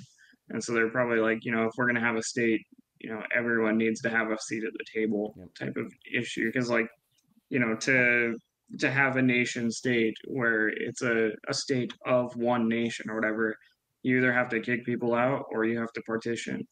So having that supranational identity and like trying to create almost like a civic Macedonian identity is probably, what they're kind of going for with that explanation, right? Which we need Is today. that, yeah, which like, being Macedonian is something you can aspire to, or it's a set of ideals or something, but it's something you can become. I think that's a beautiful way to put it. It's something you can become, because I'm a fourth Romanian Vlach, and it doesn't contradict my Macedonian identity. It strengthens it, if anything. But I think there is a Yeah. need for civic Macedonian nationalism, definitely, just like the founders thought. But here's a question for you. This paper is, again, we talked about it before. It is kind of questioning how tolerant this majority would have been had Macedonia become an independent state. Like they say, yeah, we're gonna have brotherly cohabitation. Canton system based on the majority of a region determines what language you speak. Sure. How realistic do you think that was, and how likely do you think that would have been, long term? Yeah, it's hard to say. Like Personal opinion. they claimed to want to protect the rights of Muslims in Macedonia too, but like during Illidan, Muslims were attacked They by were. Imre, Yep. and so I think there probably would have been some tension, but it's it really is hard to do the counterfactual because we can't know, it's not what Yes. happened. I agree. So, I think we can say but leadership was tolerant, but obviously the yeah, fighters I do themselves. think, yeah, that's the other thing too, right? Is like what the ideas of like the leadership could have been totally different from like the rank and file of the organization. You can't control everybody in the state, right? Like, and there's, no matter what, even people of the same ethnicity will still clash. Yep. People have disagreements with each other all the time, and somebody's property line is, intruding on your lawn or whatever. Like, there's always those kinds of issues. So. I agree because it's people again. This is what I think was kind of hinting was they were saying that to appeal to the Western ideologues, saying, "Oh no, we're not pro-Bulgarian. We just want brotherly cohabitation, political autonomy. Everybody lives in harmony." But behind that is a Bulgarian motive, a Bulgarian ulterior agenda to actually forcibly assimilate everybody, which, let's face it, is a Bulgarian tradition, considering what Bulgaria did to the Turks. But honestly, man, I really don't see much evidence that's. I think Macedonia Yeah, is that's the other actually. thing too, is like how can you prove it, even if that is like kind of an ulterior motive behind Imro's leadership. It's like how do we prove it? I agree. I agree. Like where's the evidence? This might be my bias. Again, individual fighters, sure. Like, let's face it, 2001, Macedonians attacked Albanian, museums, mosques, whatever. I don't know about mosques, but there was the Bitola Museum was attacked. I know. Sure, that would be it. But I think as a whole, Macedonians are a very tolerant people, and we are very cosmopolitan. I mean, I think we're one of the best cases of a Macedonian salad, sure, but a diverse conglomeration of people in the Balkans. It's not perfect, but again, I'm very proud that Macedonians have never tried to simulate the Vlachs, never tried to Yeah, simulate the Bošnjaci, the Albanians, the Jews. I think a lot of people simulated after generations on their own terms, but dude, we're one of the only Balkan countries that recognizes the Vlach language and has textbooks in schools to promote it. yeah, Same thing with Albanian and um, even like during the Yugoslav period. I mean, you had Albanians in positions of power, right? I mean, that yeah, was in the presidency even. So I think that it's a tradition that we should be proud of. I do think MRO was being more or less genuine, but how the actual actors would have played it out, we will never know. But I'm looking at Macedonia yeah, today. Again, it's not perfect, but my God, man, we are the only, I think, out of the Balkan countries, like Greece for sure not, Bulgaria not, Serbia not, Albania, they're okay. I think they're not they're pretty okay with not assimilating minorities. But yeah. Well, I think Albania too is like one of the only countries that actually recognizes its Macedonian minority in the Balkans too, and that's huge, right? Like, so Greece and Bulgaria don't recognize ethnic minorities at all. So I think this paper trying to say like, oh, they might have assimilated them, which ironically enough, Misirkov said might happen. Which again, I'm agree disagree there. Misirkov did say that push came to shove, it might have happened, but honestly, Bulgaria, again, it's a Bulgarian tradition. I really, Turks have never, to my knowledge, complained about being assimilated as Slavs in Macedonia. Have you heard of anything like that? Macedonian Turks? No. I don't think, I mean, how is the Turkish population in Macedonia very sizable? Like, I've never heard them being a significant minority there since, like, since the Ottoman time period. Let's just see. Because a lot of them were like ethnically cleansed from the Balkans during the Balkan Wars and World War I. There were. So I don't think there's that many, Let's see how many there are. I actually had friends, Macedonian Turks, growing up. We actually had friends here in Cincinnati, also Macedonian Turks. 2000. This is the 2002 census. The 2002 census had about 80,000. Okay, so yeah, there's a pretty sizable population of them. Let's see the modern census. Sorry, I'm gonna do it on my phone. I want the recording to break on us here. Yeah, no, that's totally fine. Yeah, let's see what the modern day is. Let's see total population, ethnic groups. Let's see. Turks, we have. Well, it's under Muslims, but Turks about 95,000. No, sorry. That's that's pretty similar. Pretty similar numbers. No, I'm sorry. That was before. Sorry, I was not looking. It's still about 70,000 still. So yeah, like everybody else, probably declining.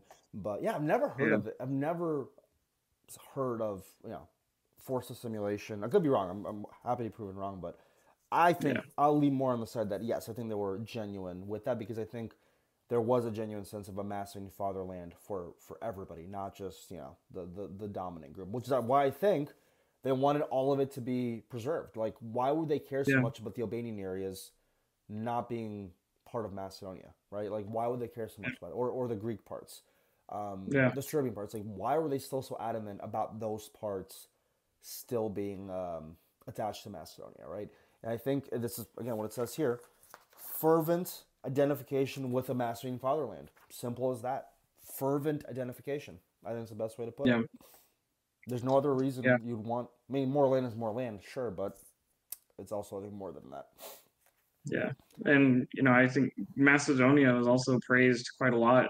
Back in the the 90s and the early 2000s, specifically for being willing to recognize its ethnic minorities and in its constitution, even like that it preserved kind of this this adherence to having like a multicultural society was something that liberal pundits and academics were really appreciative of and still are. So, and I think that's a good thing. We shouldn't shy away from, at least acknowledging that other people exist in our territories, right? Crazy.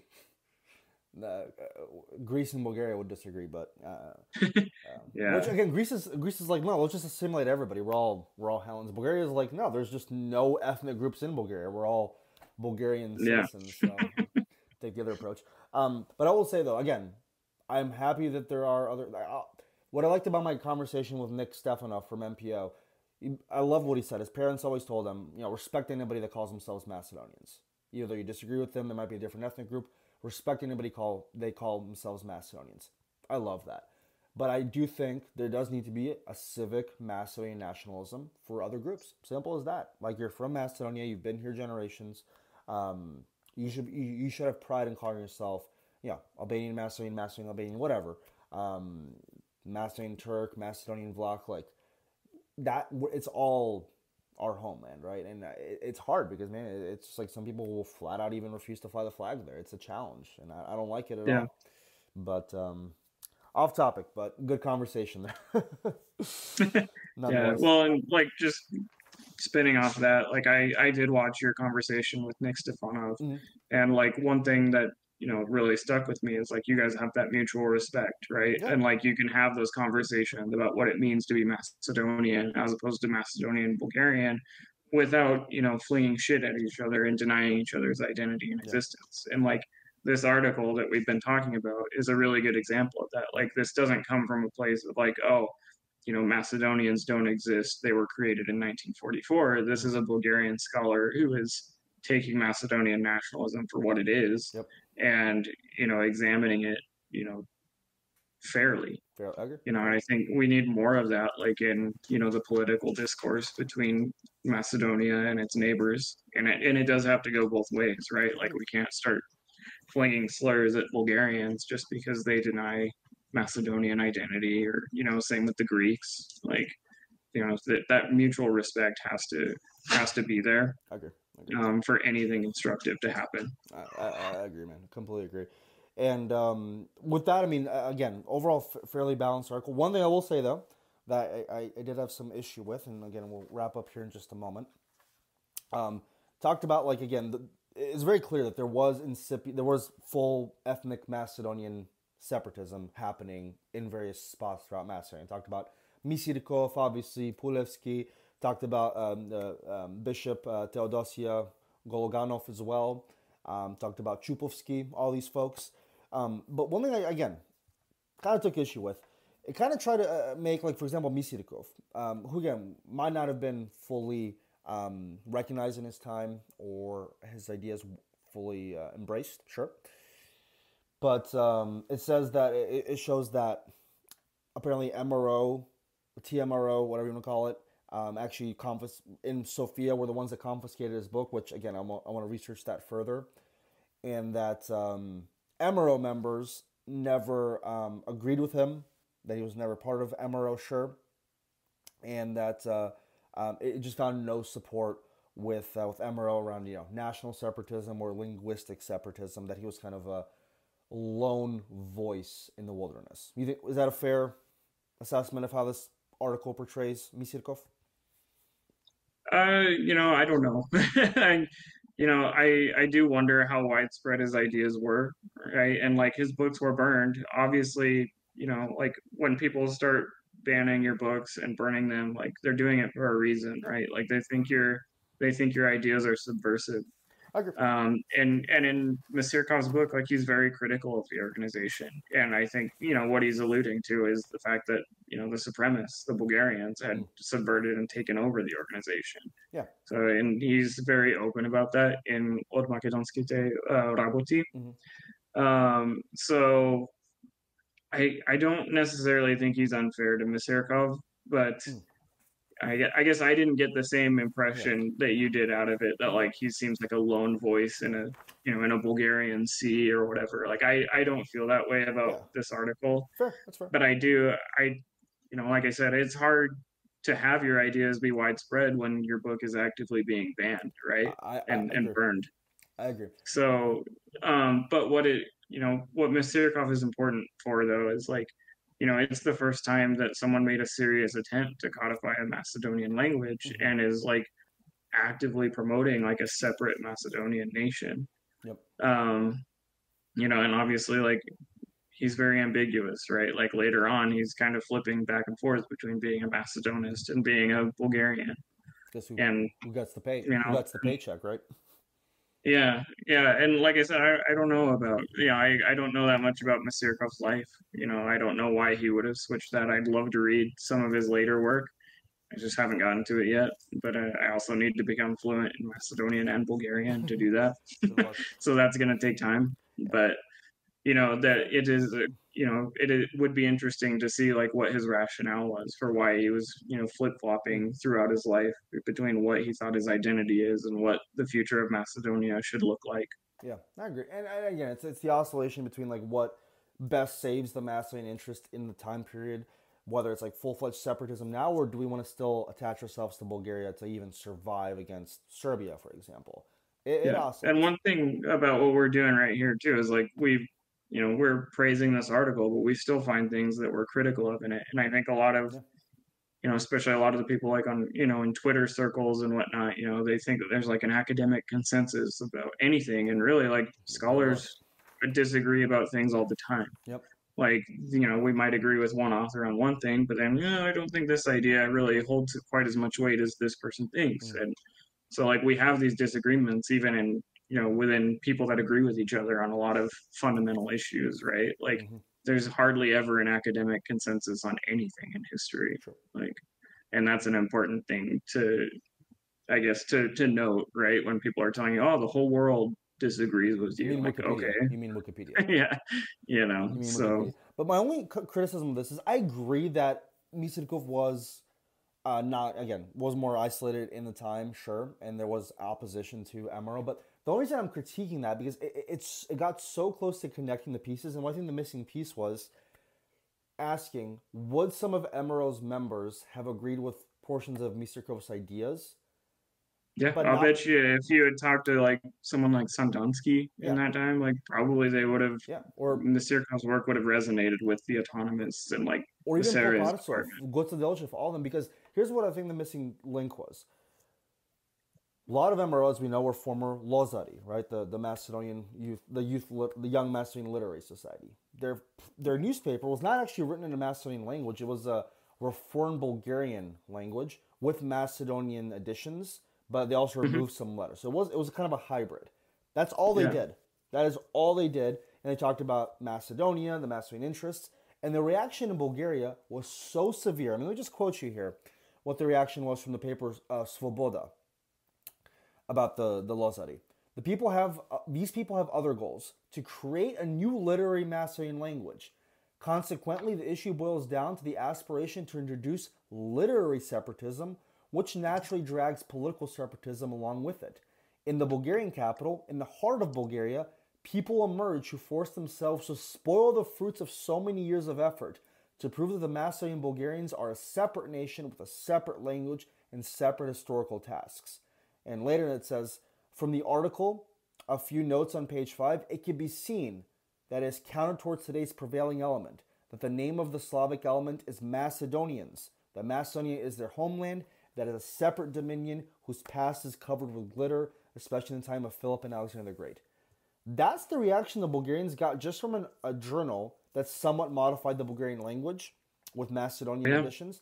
It didn't even talk about ethnic separatism yet. That's the reaction the Bulgarians had, and they were banned subsequently as a result of that. Now, when we remember this, and remember that Emero had a lot of former Lozari, Dame Gruev, Delchev, Petar Poparsov. All these people were part of the Lozar Association, and they saw how much even just trying to move in the direction of literary compromise, how much of a swift reaction that was, and even just talking about Macedonian interests labeled them separatists, and the reaction from the Bulgarian government. Of course, Emero, after having learned that, is not going to want to vibe with, to me at least, Misidkov's ideas when they saw how swiftly the reaction was when they were even milder assertions. So I think it's kind of unfair to say, oh, they were against it. I think it was more reason and experience told them to not support those ideas at that time because it was just too much of a political cost. Even if they might have agreed with some of it, that to me was just an unfair characterization because a lot of MRO were former Lozari, and they clearly wanted something to be done with the language, right? I mean, they clearly wanted some differentiation there, but that's just my my opinion there. And I mean, like you said too, like who were the MRO members that were, critical against this book, right? Like they might have been people that were supremacists that, found their way into the organization. Sure. They might have been people who were pro-Bulgarian already, and didn't have an issue with unification of Bulgaria. I mean, just, finding out who the individuals were that were against this is important too, right? Yep. I agree, and that's my only criticism, like major one of that. Besides the Macedonian uprising, the rules of the committee, that's also an unfair characterization. But a couple more things here, and we'll wrap up. I do like this towards the end here. Well, I'm going to ask you a question once we get up, but I do like this thing here. It says here that all options were essentially on the table. It says the inconsistent character of the autonomous movement promoted by the local activists, everything from the idea of a greater Bulgaria to as a possible alternative to autonomous Macedonia, everything was on the table as long as it preserved the integrity of the Macedonian fatherland. That's what was at stake. So they were willing to vibe and jibe with whatever place or organization or country that preserved the integrity of the Macedonian homeland. I think that's the distinction there that needs to be made. The Macedonian consciousness, which there was Macedonian consciousness, might not have been ethnic yet. That's what they were trying to preserve. This we say Macedonian nashi, nashinsky means like our own. Maybe it didn't have an ethnic component yet, sure, but that's what they were trying to preserve. So I'm going to give you this quote here that I really think you're going to appreciate. This is from Stoyan, Christowe's books, the On Heroes and Assassins, the Macedonian American writer, journalist, and politician. This struck me as capturing MRO perfectly. What they mean by like preserving the Macedonian-ness of the organization. He's talking about Alexandrov here, good old Todor Alexandrov. But he said, listen to this. They wanted to preserve the integrity of Macedonia. He knew how easy it would become for the Petric district, Pirin Macedonia, to become an indigenous part of the Bulgar state and lose its Macedonian identity. If the Greeks and Serbs could assimilate the Macedonians, how much easier for the inhabitants of Bulgarian Macedonia, already Bulgarians to begin with, to be absorbed completely by the Bulgarian state. Alexandrov saw to it that the Petric district was kept ever conscious of its Macedonianism. Now again, this leapfrogs a little bit in history, but I think it captures the essence there. They were trying to find whichever way could preserve the Macedonianness and the integrity of Macedonia. And all the options were on the table. Yeah. They were well, and I on think the table. one of the biggest criticisms, like after the Balkan Wars in 1912 and 1913, that Macedonians really had against Bulgaria was that they agreed to partition at all. Yeah. So, yeah, really, anything was on the table for them as long as their territory or their territorial integrity was preserved. Yeah. And that's why, like, I think for so many people, like, why they gravitated towards Bulgaria, because there was no overt Bulgarian assimilation like the Serbs and the Greeks had. It was like, it was very similar, again, what they already had. And they always assumed there'd be, like, autonomy within Bulgaria as well to, like, preserve their Macedonianness. And again, that's why Bulgarians were partly greeted as liberators in World War II, but that was put on by VMRO at the time, let's be real. Yeah. But that lack of self-respect for, Macedonians' desire for self-rule, though, was really what drove them away. Exactly. Like every time they occupied Macedonia, it was like they would have, governors come in from somewhere else in Bulgaria, and they're like, why can't we have someone from Macedonia? Yep. Exactly. Why do we, so, and like preserving their own dialects, their own language 100%. Was important to them. And the Bulgarian state just didn't respect that. That's what I tweeted once. It's like, it's one thing to have been promoting union with Bulgaria in the 1800s when like Macedonia may not even existed tomorrow or the next day. And another thing to actually be unified with Bulgaria and see that they don't give a crap about anything Macedonian or your unique Macedonianness, which is exactly what happened in World War II. Like that honeymoon was over as quickly as it started. That honeymoon phase. So I think it's a good way to put it. Like Alexandrov, who again thought that, well, through the author's perspective, thought the Macedonians to be Bulgarians, but was still worried that these Macedonian Bulgarians would still be too assimilated in the Bulgarian state. That is crazy to me. That is a good perspective. So, Nolan, I do want to ask you then, this article, which again, we'll give it a rating here in a minute, it talks about all the different things, how both the Macedonian historiography and the Bulgarian historiography kind of gets it wrong in some places, which I said was like, again, Macedonians to be more right about the process, Bulgarians about the details. The question that's lingering here is, was that shift from political separatism to ethnic separatism, was it obvious? Was it something that's like almost deterministic, like the fact that it happened because everything kind of led up to that? Or do you think it was, it couldn't have been called obvious, it was, maybe an accident or a byproduct of the circumstances, what have you? What are your thoughts on that? Like, was the shift from political to ethnic separatism obvious, looking back at it? I don't necessarily think so. Like, I think this idea of a supranational Macedonian identity is something that was really popular, like, in the time period of this article. I think it probably took on a more ethnic character, like, following World War One. And this is especially, like, when nationalism all over Europe is starting to take more of this tone, right? Mm-hmm. And so I think that's, probably, like, 1920s-ish is probably when you start to see Macedonian take on a more ethnic character, especially after its formal recognition in the Comintern, like as a specific, distinct Macedonian nation with its own language Like that's more when it's more concrete and obvious. Yeah. I guess, but better way But of I putting it think at is least in this time period of this article, I don't think it's quite there yet. not so much obvious. Like maybe a better way to phrase it, like the fact that Macedonian identity did emerge. Do you think all these stages, like first, political separatism, all these things, eventually, it's a chain. It's linked one to the other that eventually led to ethnic separatism. Like, do you think that because of that political separatism, it absolutely contributed to the ethnic separatism, and like we know why one led to the other, or do you think again it was not a continuous development, like it was like a break almost, and the ethnic thing kind of sprouted differently, different circumstances, not bounded by the past and what came before it? It's a hard question. Yeah, I get what you're saying. I think like my gut is to say like yeah, of course like ethnic separatism naturally follows this like political Yeah, separatism. exactly. But Yeah. it's like, but there's also peculiar cases in history where that doesn't happen, right? Mm-hmm. And so I guess my historian's non-answer, right, is like, oh, it's complicated. But I do think my gut is like, yeah, that's probably what was going to happen because this is the way every other nation in the Balkans was developing at this time. Mm-hmm. You know, I agree. like Greece separating and becoming its own state, became, led to the Greek nation. Bulgaria separating from the Ottoman Empire and forming its own state led to the creation of the Bulgarian nation. Mm-hmm. Like so, yeah, I see what you're right. saying. That's my gut instinct Yeah. is to just say, yeah, of course, this Yeah. is like this naturally would happen. Yeah.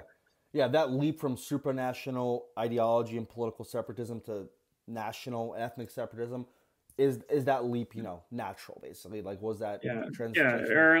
or at least common, right? Yeah, Like it doesn't common, even have yeah. to. We don't even have to use it in the term of like naturalness or not, but like it's something that happens. Mm-hmm. But I think for the Macedonians, probably the reason it happened later was because they didn't get their own state. Yeah. The territory did get partitioned. So, I agree. and it wasn't until later that they got a state. I agree. So I agree with a lot of that, by the way. My answer to that would be maybe not have been obvious, but I think what was the identity centered around? It was still anchored around Macedonia, right? It was still anchored Yeah. around a Macedonian consciousness. Again, it may not have been ethnic yet, but all these, But you do have writers that do have that ethnic they do. consciousness that They do. they're expressing. So, and that's an important development too. They do. They do. We do have that as well. But I think the idea that all this supranational nationalism, political separatism, loyalty to Macedonia, again, may not have had the ethnic component, but it was still anchored on a Macedonian identity and the preservation of Macedonianness. That's a vague term, but let's just call it Macedonianness. That's ultimately what was the anchor that prevailed. All the other additions to the identity flaked away or fell off. Everything else fell off. To me, that shows that it was the Macedonian identity that was the anchor the whole time.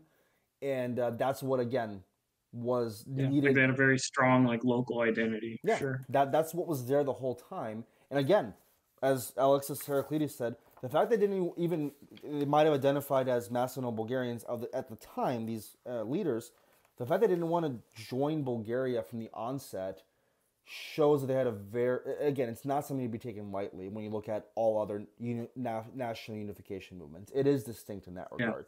So I would say yes and no, because again, I do think the Macedonianness was the anchor, and that's ultimately what prevailed in the end, because that was the strongest part. And which leads me to the quote here that finishes off this. The fact that already in 1903, Pavel Shativ was seeing this ethnic differentiation. He said in Salonika's prison in Yedikule, he saw people that were feeling themselves only as Bulgarians, but there were also others, he stated, that while they were Bulgarians by nationality, felt above all Macedonians. That was the important part of their identity. The Bulgarian side was almost the secondary. I think that sums it up perfectly. Like a lot of these folks, sure, Bulgarians by nationality, but Macedonian is what counts, and that's why that's what preserved in the end. That's why it was it survived. Honestly, that's why Thracian didn't. That's why Mesian identity nationalism didn't. That's what survived in the end. Nobody said, "Oh, I'm." To my knowledge, I'm a Bulgarian, but I'm a Thracian Bulgarian. The Thracian part is what's important to me. Like, I've never seen that. Yeah, I haven't either. Like, and I do see sometimes Bulgarians will hearken to like Thrace, and Thracians, but I don't think it's that big of a deal for them. No, So no. So takeaways for me, again, from this article, again, it's balanced. I think some things could have been done better, but overall, good article. We don't necessarily need to find evidence of ethnic separatism everywhere because we know it existed. We know it was already being formulated as early as the 1870s. We don't need evidence of full-on ethnic separatism because, again, it's a process. And if we get bogged down by the details of, oh, but he called himself this in 1870, but this in 1880, we're never going to get anywhere. So I think my takeaway is we need to look at, again, the overall orientation towards interests, towards objectives, towards feeling of loyalty, patriotism, and that's where the Macedonian identity is still there. It might be not as clear as it is today, but this paper shows it was still there. Maybe just not as fleshed out as today. What are your takeaways? Just because it's nebulous doesn't mean it doesn't exist. Yeah. And right, like you said, like I like that you say, the building of an identity is a process. Like it absolutely is, and it has to start somewhere. And what we're looking at in this time period is the beginning of that. I agree. So no, what would you... I think that to me, like that's probably the most major takeaway here is like, it's not really well developed yet, but it's starting to find its feet. Yeah, it's not well developed, but it doesn't mean it came ex nihilo, right? It didn't just come out of nowhere in the 1900s or 1944 especially. It didn't just come out of nowhere. And I mean, we have the evidence that shows that people had this identity sometimes in like the 1800s. So yeah, I agree. And like we also have evidence that the identity meant completely different things to people in Macedonia as it did to people in Bulgaria. So like a lot of different avenues. And there's those identities were subject to shift over different circumstances. Yeah. So I agree. So again, a lot of things I like about this article. What would you rate it? Let's say on a scale of 1 to 10. 1 to 10, I'd give it a solid like 9. Like I think it's a good article. It's well written, and it's fair, and it's not written from a place that's just out to deny someone's identity one way or the other. Mm-hmm. That's fair, and that's important to me. So. Yeah. It's not accusatory. It doesn't attack. It doesn't see Macedonian nationalism for what they want it to be, what it is. Yeah. I'd say like somewhere 8.5 for me, just because again, there's some things I think could have been linked a little bit better, like ideas floating about that could have been kind of cohesive, especially like Misiko, for example, and some other things. But I think by the conclusion, it definitely nails it about the what was happening and again why it led to what it led to. Only thing I think could have done better again was just talking a little bit more about how that Bulgarian identity sprouted. Like again, we're not going to call it foreign. We're not going to call it fake, whatever. It is what it is. But we cannot discount the Russian influence and the nation building factor of the absolutely. And like doesn't even mention it at all. There's probably even like a whole different conversation to be had on how like other more developed nations at the time had an impact on how every nation in the Balkans constructed itself. Yep, I agree, man. I agree. Perfect. Well, with that, just under 2 hours. So that's impressive. We went a little bit over, but I think that was a good conversation. We always do. We always do. We always do. Amazing. All right, Nolan. So again, we'll get this up. We have your social media for folks that want to follow you and connect with you guys. Nolan is again. I say he's a wordsmith, prolific writer on social media. Funniest stuff is definitely through Nolan. So definitely check him out there. And again, on social media, from everything from Twitter, Instagram. Now we have Substack, also on Patreon as well. So definitely check us out there. And Nolan, you're gonna join us for the 5,000 subscribers live stream. I mean, we got it. We got it. All right, we're gonna do a live stream here soon. So still being planned out. We'll do some exciting stuff there as well. So folks, that wraps up today's long but very cozy and very nice conversation within Mario's History Talks. I want to give a special thanks to the eternal friend of Macedonia, Nolan here. So I'm going to give you a nice Macedonian fala, spolaiti, blagodarim, whatever you want to hear. Nolan, you're the best man. So Thank you so Hey, much. thanks so much. Yeah, this was a lot of fun. I'm glad we got to do this again. For sure. So. And do you have your diploma handy, by the way, where your certifications I are? think it's still on its way in the Okay. mail. Otherwise, I would be happy to show it. But Yes. the degree is confirmed. So Hey, we made it. thank you, Gruevski, for funding that. We eternally thank you so much. Yeah. You did it. Hey, Horace Lund got paid off. Why can't Nolan, right?